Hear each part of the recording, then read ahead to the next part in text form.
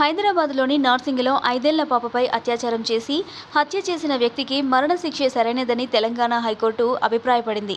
ఈ మేరకు దోషికి కింది కోర్టు విధించిన మరణశిక్షను తెలంగాణ హైకోర్టు సమర్థించింది. 2017లో మధ్యప్రదేశ్కు చెందిన దినేష్ కుమార్ ధర్నే అనే వలస కూలీ హైదరాబాద్లో ఒక చిన్నారిపై దారుణానికి ఒడిగట్టాడు.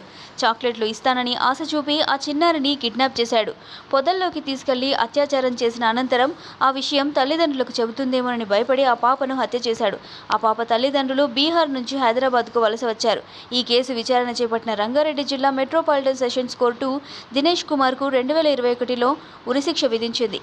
ఆ తీర్పును దినేష్ కుమార్ తెలంగాణ హైకోర్టులో సవాల్ చేశాడు. అయితే తెలంగాణ హైకోర్టు అతడి విజ్ఞప్తిని తోసిపుచ్చి మరణశిక్షను ఖరారు చేసింది.